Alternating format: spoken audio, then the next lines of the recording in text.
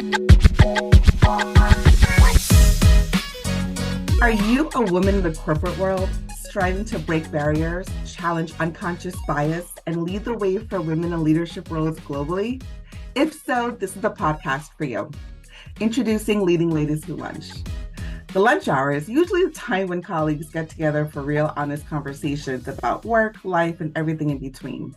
In each episode of Leading Ladies Who Lunch, we'll delve into insightful discussions and share actionable strategies to help you navigate corporate life. Co-hosted by me, Cece George, a leadership development architect and inspirational speaker. I'm thrilled to share my experience and expertise on leadership, mentorship, and organizational intelligence to help you own your career. And me, Rochelle Lowndes, CEO and founder, imposter syndrome expert, and mindset coach at Rochelle Lowndes Coaching and Consulting. Passionate about helping women conquer imposter syndrome and unleash their inner confidence to get the recognition and promotions they deserve. Jam-packed with insightful conversations, expert advice, and inspiring stories from a diverse group, we'll explore how to overcome obstacles, shatter those glass ceilings, and build unshakable mindsets to unlock your true potential. So whether you're sipping a coffee or enjoying a meal at your desk, tune in for a no-host bar lunchtime chat. Episodes will be dropped every 2 weeks. You can find us on Apple Podcasts, Spotify, or wherever you get your podcasts. And don't forget to hit that subscribe button. Leading Ladies Who Lunch, empowering women, one conversation at a time. Hello, and welcome back to the Leading Ladies Who Lunch podcast. Today, we are continuing our series focused on women in leadership roles and are really excited to be joined by Rochelle Gapere. Rochelle is an attorney, happiness coach, and entrepreneur. Her Amazon best-selling book, One Happy Thought at a Time, 30 Days to a Happier You, solidifies her commitment to spreading happiness through science-based methodologies and empowering individuals to lead more fulfilling lives. She has a mantra of being an attorney by trade and happiness coach by heart. Rochelle holds a Bachelor of Science in Psychology and is a Juris Doctorate from the University of Miami School of Law. Among that, she is also recognized as one of the top 100 female empowerment speakers worldwide by Engage LLC. And she continues to inspire audiences with her practical techniques for embracing a joyful existence at every level. Rochelle, welcome. We are honored to have you on the podcast with us. Thank you so much for having me, Cece and Rachel. I am thrilled to be here.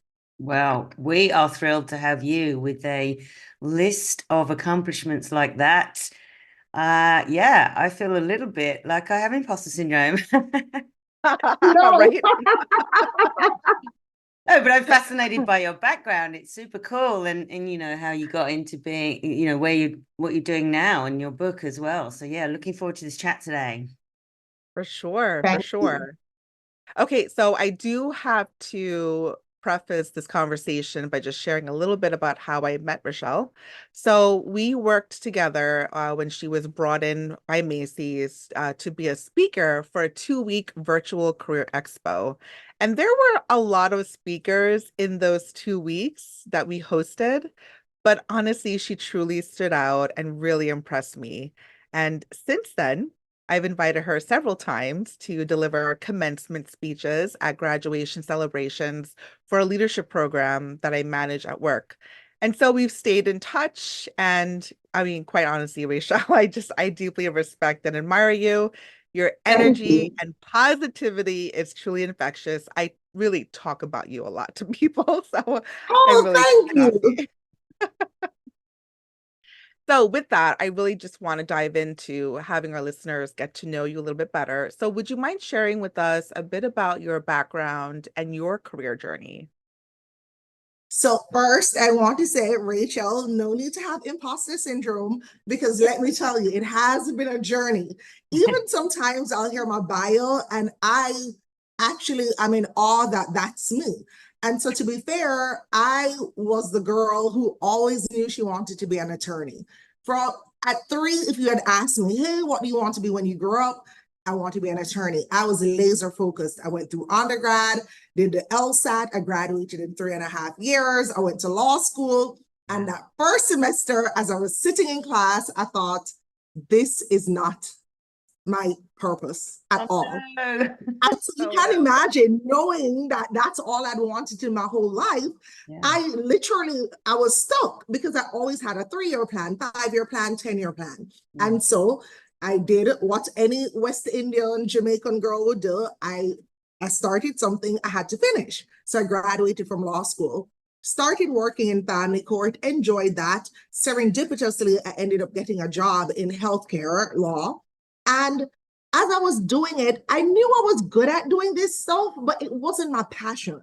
I wasn't waking up every day feeling like, okay, this is what I was called to do. So I'd always had a gnawing sense of there has to be more. 2013, I did a leadership fellowship called Miami Fellows. And there was a fellow, it was 13 of us, and there was a fellow in there who is the co-founder of the Miami Marathon, and he's the chief running officer. And he would show up at the fellowship all the time looking bright-eyed, bushy-tailed, full of purpose. And I said, well, if Frankie could find his X factor, I absolutely need to find mine. And it's interesting because life kept going on. I didn't find it for like 3 more years. And I remember just really sinking into the feeling like, why am I here? Why was I born? What is my purpose? There has to be more, has to be more. The thing about asking that question is that you have to surrender to the answer. And little did I know, my answer would come in the form of life pretty much falling apart in the sense of everything I'd planned literally fell crashing down. Imagine me who had always had a plan. I was really taken aback. And I had to remove my ego from it and decide, okay, well, you had this life plan. Clearly it's not working and you've asked for more. And so in the surrender and having the more, you're going to have to get still and dig deep. And so for me, it came in the end of a relationship to somebody who I thought I was going to marry. And I was devastated. But I remember thinking, well, this discomfort that I'm feeling right now, I am going to learn every single lesson in this season. So 1, I didn't have to repeat the lessons again. And 2, I'd ask for more clarity of purpose. And so when you ask for clarity of purpose, you can't tell the universe or God or source how they're going to deliver the lessons and the answers to you. In that season, I decided, okay, well, I am going to start learning more, which is my baseline for every season of life. What can I learn? I started reading voraciously about purpose, about, passion, how to enliven and enlighten yourself. And so it took me on a journey. I was a psychology major in college. And at that time, there was no school of positive psychology. 15 years later, there was. And so as I read what the School of Positive Psychology was, I was so intrigued. It was about human flourishing, living your best life. And I said, bingo, that sounds like something I would want to learn more about. And so, yes, I went off on a sabbatical, started studying positive psychology. And then here we are. I could stop right there because I know you may have some feedback, but that was the impetus. It was rejection. It was failure that led me to live my life's purpose. And so I look back now and I remember how scared I was in that season because everything like I knew it was no longer going to be. But I would go through that whole experience again to bring me right to this space. And so, yeah, that's the journey so far. It's so fascinating, isn't it? Like you had a very clear plan and then you got there, went, no, this isn't it, which is what happens to a lot of people. And then you almost had to deconstruct everything, like everything had to fall down, have like a tower moment, as we say, and then go, okay, what is it? Where do I get that clarity? And I don't know about you, like I tap into my intuition quite a lot with that and just kind of ask myself, well, what is it and how do I find it? And as you say, you have to go on a massive learning curve and a huge journey of discovery, don't you, before you hit that, okay, it's about positive psychology, it's about thriving as a human, it's about becoming a better version of ourselves. And actually, for me, it's a lot grounded in kindness and compassion. It's like kindness is free. so give it away freely and you will actually have a better experience in life overall. Yeah. But you know what it Absolutely. is too also? It's also the unlearning. I had to unlearn how I thought my life should look or feel as an attorney. And so that's also hard because sometimes we are so stuck on the path that's set out. It's like, okay, you're an attorney. You should be happy being an attorney. You pass a bar, you go, you practice 7 years, you become a partner at a law firm. And that is the easy way to just keep following the system. It's the unlearning. Like if you don't follow the path, what differently could you do? And so I think that's where the magic happens sometimes in the unlearning of just how society says it should go or how life says it should go. And you get still and you figure out, okay, if I don't subscribe to the predestined or the predetermined path that whoever has pretty much bestowed on me, what else could my life look like? Right. Yeah. You know what's sparking for me is that we've spoken before, Rachel and I, about taking a career pivot. And one's career journey isn't always going to be very vertical. My career journey has been extremely lateral. And each time I went into a new role or I had to take a pivot, I had to go in with a very specific mindset of curiosity and almost looking at the experience like a learning lab. Like, what am I going to get from this? It may not be perfect, the situation may be toxic, but what can I get from it? But that's not to say I don't ever feel imposter syndrome or I don't ever doubt myself going in. So when you took this journey, did you have those moments and how did you get through it? So I'll say one of the main things that I had to do in that season was tune out the noise. I remember when I first said, oh, I am going to be a happiness coach. And it was something at that time, that was 2017, nobody was talking about being a happiness coach. Now you've heard it pop up more, but it was a completely uncharted territory. And so I remember nobody would necessarily say it to me, but they'd say it to my best friends, and my best friend would say, oh, wow, this person's like, that's crazy. What is a happiness coach? Yeah. So I had to really ground myself in the truth of what I knew my intuition and my gut had said to me that this was the path. Because it's so easy to allow people to diminish our goals and our dreams because ultimately they weren't the ones who got the download about what it is that you're supposed to be doing. So tuning out the noise was the number one thing. It was almost, and to this day, I see some of those people who I remembered who were the naysayers, and now they'll congratulate me. And it's interesting. I'm like, thank you so much. But in the back of my mind, I'm just like, wow, I'm so happy I had the courage to choose myself and to go on this journey that other people didn't necessarily understand. Because listen, our gifts make room for us. So my gift is not Cece's gifts. It's not Rachel's gift. It's my gift. And so I don't necessarily expect anybody else to understand my gift per se, but it was for me to really go inward and figure it out for myself. And listen, there were moments when I thought, what am I doing? And people would say to me, a happy lawyer is an oxymoron. That makes no sense. Right. It literally doesn't, right? But to me, it made all the sense in the world why I really wanted to pursue it. If lawyers have one of the number one suicide rates, one of the highest suicide rates of professionals, one of the highest rates of depression, I said, well, there it is, bingo. Because I know what it is to be an attorney who is unfulfilled. And the best place and the most powerful space to preach, speak, and teach from is from personal experience and testimony. So I could show up in rooms and really understand what they were going through when you walked across that stage and everybody thought, yes, you're a lawyer and you should feel great about it. And then you're looking on your family members with all these student loans telling them, oh, but I don't like it. And they think you're ungrateful or whatever. So I had a personal experience and connection to these unfulfilled attorneys because I was her. Right. Yeah. Right. You were solving a very clear problem and that became your niche. Yeah. Yes, exactly. And as a lawyer, like obviously you have a very kind of set out path, as you know, as you were talking about before, like you've got a very clear idea of what you're doing and when you're supposed to be doing it, and you almost get on that kind of treadmill of going along, going with the flow, and then you've come along and said, no, we don't have to do that, you know, we can do Yeah. something different.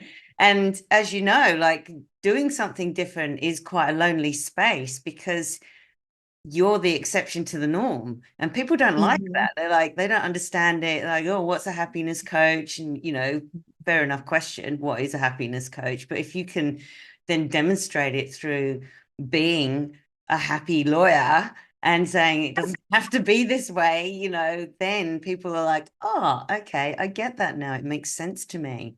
It's super. Right.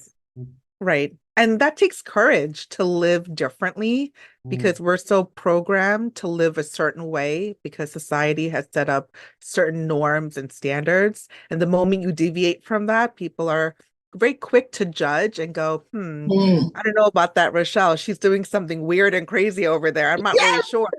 But then when they see the impact, they're like, oh, okay, she's all right. That's my girl. Yeah, they don't understand Which it. is They Right. which is one of the reasons why I'm a big believer that when you have a dream, you have to be so sensitive about who you allow to have access to it. So when you're planting the seed, you have to make sure that you have gardeners around you who are able to nurture and tender that soil, because the wrong people can deter you from planting and nourishing that seed, right? Because Right. yeah, everybody doesn't necessarily get the vision. And so when you're in a space where you're trying to disrupt a system, most people won't understand, and that's okay. But it is for you to be brave and courageous, and it is hard, of course it is. But that digging deep, and sometimes, ladies, the discomfort leaves you no choice. I'll tell you that. I was so uncomfortable waking up every day feeling like, oh my God, this cannot be the rest of my life, that I don't care who was saying I was crazy. I needed a change in my life. And sometimes life will make you that uncomfortable that you have no choice but to shift. Yeah. That's it. Yeah. Yeah. Right. I'm really fascinated. What made you decide to, you know, label yourself as a happiness coach? What kind of led you to that? So it's interesting. My mom had always said, the people closest to you really have a first bird's eye view on your gifts. For a long time, she kept saying to me, Rochelle, you need to go into life coaching. You pretty much do it for free. Your friends call you and you give them advice and you love it. This is your zone of genius. And I thought, well, I love to give them advice. Why would I get paid for this? You know, it just didn't make sense. I wasn't connecting the dots. And so once I saw that there was a school of positive psychology and then the messaging of the life coaching that my mom kept talking about, I literally went through the whole coaching certificate. And then I thought, okay, how will I set myself apart with something that's uniquely me? Happiness is, it comes naturally. I mean, you know, and I'm grateful because the science shows us, yeah, 50% of our genetics is based on, or happiness is based on our genetics, 50%.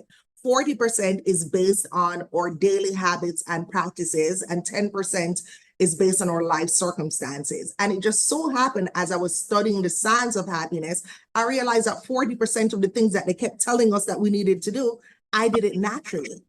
And I also was predisposed genetically to being an optimist, because typically my family trends in the optimistic department, right? So it was just like the pairing of my personality and something that had already existed, coaching. And so I just fused the two, and here we are. Love it. I Right. love that. Yeah, it's very inherent to who you are. It's almost like it came from your DNA.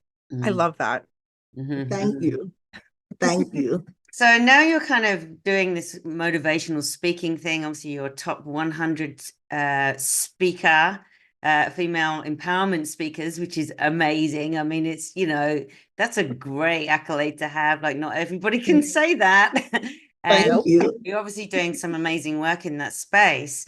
Can you kind of talk about your journey as a, you know, motivational speaker and highlight some of the challenges you might have faced on that journey and how you've overcome them? Yeah. So I would say how the speaking journey actually is very serendipitous. I ended up writing the book, and once I published the book, podcasts would reach out to me to ask me, okay, Could you be a guest? So that was how I started informally speaking, right? Using my voice publicly. Then two friends and myself, we decided to do a woman summit called Woman Winning Now. And we did 4. And at the last one, a lady saw me speaking and she invited me to her company's employee retreat in Jamaica to speak. So said, so done. About 3 weeks before I was supposed to go, she confided in me that I was going to open for Steve Harvey. This was my first major speech ever. I was just like, what is this lady talking about? That is actually crazy. And so sometimes, you know how they say you have to say yes and do it afraid. And she said, can you do it? I said, well, absolutely. I prepared so hard for this speech. And so I went on stage. It was 15 minutes. They put that tape up on YouTube. And through that, serendipitously, I was connected with a speakers bureau, and they put me on their roster. 2019 October was when all of this happened. The pandemic came about, and it was just like the perfect storm. Companies wanted happiness, they wanted well-being, they wanted mental wellness, they wanted to talk about emotional health. And so it was the perfect storm, I'd say. So what are some of the challenges that I've faced through? You know what? I wouldn't even necessarily say that they're necessarily challenges per se, but what I do know is that corporations and companies, when people are pitching my services to them, they are wondering, like, what is she going to come and talk about? Because happiness seems so like elusive. It seems very like fairy tale and butterflies. What is this lady going to come and talk about? So I would say it's packaging my message in a way that grounds it in science. And I had to figure out a way to make that make sense. When I'm talking to an engineer, I can't just come and be like, okay, mindfulness, woohoo. I have to ground it in statistics. And so I think the challenge was allowing or framing my message in such a way that when people received it, it would be practical, that it would be grounded in science, and that it wouldn't just stay as butterfly and rainbows. And so I think the messaging and that connectivity piece was huge before I was able to truly deliver a message that resonated deeply with people. And landed so that they can landed. understand it. That makes a lot of sense, because I think, the whole kind of happiness and mindful, as you say, rainbows and fairies and lollipops. And, and actually there's obviously a lot of science and research around mindfulness and being present and grounded and all of those things that actually do lend itself to people having happier, more fulfilled lives, better careers, able to communicate better relationships. It filters out into so many different areas. And, like as a coach myself, obviously I understand that. But as you say, we've got to put it into context for people so that it does land, and then they can apply it to their lives, and they need to be able to walk away with something they can apply. So good on you. I love that. That's good advice. I'm taking all of these notes. Exactly. And that's actually a great segue, for wanting to be practical and give listeners something they can really do right now. So, I see you as a thought leader on happiness because you have a way of expertly blending well-being and positive psychology into your messaging. But people really want to know, how do you do this? So I think learning from experience is always the best teacher you can have. What is one strategy that you personally practice that our listeners can take away to enhance their happiness and overall life satisfaction? So one thing that I would suggest that every single person listening do is to come up with a deliberate morning routine. And what I mean by that is when you open your eyes in the morning, as you wake up, you need to ground yourself in your energy. How do you feel? Do you feel happy? What does your body need? Are you thirsty? Do you feel dehydrated? Do you feel sluggish? Do you feel full of energy? What's happening is so many of us are waking up and immediately picking up our cell phones. And so you are allowing people's energy to infiltrate your energy. You don't even know how you feel before you start engaging with outside energy, right? And so what I would say is give yourself the gift of the first even 2 minutes every morning. And when you wake up, I want you to start with a gratitude practice. And why this is so important, and I know people hear that word all the time, gratitude, gratitude, gratitude. But the reason behind this is, as human beings, we have on average 60,000 to 80,000 thoughts per day. 80% of those thoughts are negative. 95% of those thoughts are repetitive, which means you are thinking the same negative things over and over. If you pay attention to your thoughts throughout the day, you will realize you really do think about the same thing over and over and over. What the gratitude practice does is that from you open your eyes, I want you to find 3 new things that you're grateful for. Before your mind can go on that negative self-talk, that negativity loop, you are counteracting that. Gratitude is powerful. You think about the things that you have, because when you are focused on what you have, it is hard to complain and also be thankful. And why I say 3 new things is that it makes it something that you have to be mindfully practicing gratitude. It's not just every day, well, I'm grateful to wake up, but why are you grateful to wake up? And you end up stretching yourself so much that even in the negative things, you will find gratitude. Oh, I sat in traffic today. Oh, well, I'm grateful that I have a car. Oh, Right. I had to stand in a long line in the grocery store. I'm grateful that I have money to buy food. I have food, right? So you're stretching yourself. You're definitely stretching yourself. But gratitude can absolutely transform your outlook on life. And I will say, start with a deliberate morning routine. Do not pick up your phone. Give yourself the gift of stillness for the first 2 minutes in the morning. You'll be surprised about how your happiness levels will rise. Try it for 21 days. Try it for 21 days straight. And then I want you to send me messages on how you start feeling. And what's powerful is if you are waking up next to somebody, ask them as well. Ask them how they're feeling and ask them what they're grateful for, because happiness shared is happiness multiplied. So both of you could be on that vibration of, let's just focus on our blessings. Let's focus on what we have, not on the problems. We all have problems. But if you just stop for a moment and really put it in perspective, you'll realize you have so much more than you even give yourself credit for. That's amazing. You know, what's really interesting about that, Rochelle, is that maybe a week or 2 ago, I was scrolling through my Instagram feed, and there was a video about how someone had set a timer or had it written on a board somewhere every day, the phrase, something amazing will happen today. And they said, Yes. if you look at that every day and you spend a minute just reflecting on that, something amazing surely will happen. So I've started putting a calendar reminder in my phone. Yes. So every day at 7:30, that calendar comes up and it says something amazing will happen today. And it's been a week. It hasn't been 21 days, but it has been a week. And every day I reflect on the day before and I'm like, oh, yeah, something amazing did happen yesterday. I got to see so and so. Or Exactly. maybe I read something that really gave me energy. Or, my son went to Washington, D.C. and he's there presenting to at a national convention. So I am trying to program my brain to look for that. But I have to Yes. be honest, having the reminder on my phone is helpful because otherwise sometimes I will forget.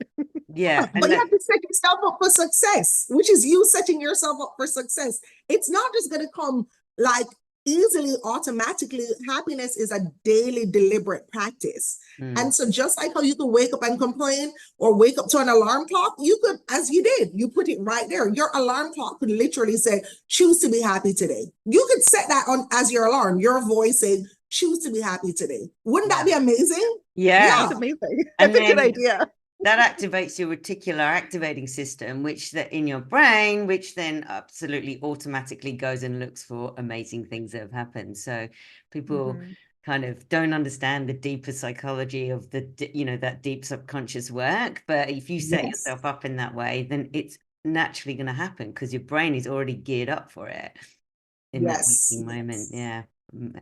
Good tip. Love that. Thank you. I'm obviously going to start doing that because, yeah, I wake up to birdsong on my alarm, but I do actually look at the phone, so I've got to stop doing that. Yeah. Yeah, love I that. don't. I literally do not. Like I just wake up naturally, but on the days that I even do have to wake up with an alarm, I'll just turn it off and I just go into my Mm, moment because you live your day and you win your day how you start your day. I yeah. believe that how you start your day literally sets the tone for the rest of your entire day. And so if you wake up in a bad mood, all of a sudden everything just feels like off kilter. You Yeah. wake up, your energy is high, you're listening to music, you're looking on to something is amazing is going to happen today. It's what you said, the reticular activating system is going to start looking for things to be grateful for amazing things. It's just programming. Yeah, programming your mind. Yeah. There's that quote, isn't there? Win the morning, win the day. So if you're winning the Yes, morning by starting with happiness, you're going to win the rest of the day. So yeah. exactly. Absolutely. Um, that's fascinating. Thanks for sharing that. So leaders often hesitate to focus on happiness messaging because, you know, it can appear impractical. And that's something that, you know, because it's one of those soft skills, I suppose, isn't it? But like super important. What advice would you have for you know, those who are listening in leadership roles about, you know, how they can effectively bring, you know, more messaging or happy messaging into their teams and workplaces and create those happier environments? So I love to start with the statistics because listen, as a leader, you are responsible for the bottom line, the deliverables. They want to see where is the money going? Are we making money? Are we producing profits? What are our shareholders saying, right? So in those instances, I lead with the statistics. And so companies with happy employees outperform their competition by 20%. Mm. Engaged teams generate 21% more profit than disengaged teams. Employees who feel happy in the workplace are 65% more energetic than employees who don't, and they are 12% more productive. Employees who are happy take 10 times fewer sick days than unhappy employees. Mm-hmm. So just presenting those statistics alone, it gets their attention. Yeah. Because Mhm. you They want speak your for team to themselves. Yeah. engage. You want your team to Mhm. be productive. You want your teams to show up to work. Imagine if each person on your team takes 10 days of sick leave every year, right? Mm-hmm. They're taking 10 fewer days. Mm. So imagine. So that's, I would say that's a scientific case for happiness. But in the same breath, who doesn't want to go to an environment where they feel good, seen, valued? Yeah. Yeah, Mm. I know I've been in environments where I've had an amazing boss, one where I feel safe to communicate, ask questions, not feel like I'm going to be retaliated against Mm-hmm. because I don't know something. And then the flip side, where you just feel a boss who is just micromanaging, doesn't really care about your well-being. You do the bare minimum. It's almost like you're showing up to just do the work, get your paycheck, and go home. You're not trying to do anything else. You're No. not going over and beyond. And your energy when you show up, it's just not going to be conducive to a productive work environment. Mm-hmm. And so I think that was one of the silver linings of the pandemic, is that mental health has been highlighted more than ever before. And so America now, especially, we're having a severe mental health crisis. People are feeling more isolated than ever before. And so finally, companies are realizing that we are whole people. You're an employee, but you're a human being first. And so Mhm. I am all about holistic leadership. It's not just, oh, the ROI or the deliverables, but how does that person feel? And so, Rachel, I'll tell you this, we spend more waking hours at work than any other activity besides sleeping. We spend a third of our life at work. Mm. On average, 90,000 hours. On every human being on average spends at least 90,000 hours at work. That's a That lot. is an inordinate amount of time to Yeah. be doing an activity where you're miserable. That you So don't like, yeah. Right. it would be in all our to all our benefits if our work environments were healthier, Mm-hmm. Yeah. more safer, Yeah. more peaceful. We would show up there and give more energy, more good feelings, good vibes, we would just attack our daily tasks with more vigor, which ultimately will improve outcomes and Yeah. productivity, right? Mm. So that's my case when I make it. And for the most part, most CEOs are just like, oh wow, we need you to come. Yeah. Please, Yeah. Please save us. Yeah. please come immediately. It's like, oh, hang on, there's a real set of statistics there and a massive like Bing insight realization Right. moment where it's like, I need to make sure my employees are happy because I'm going to get more out of them. They're going to be better people for it.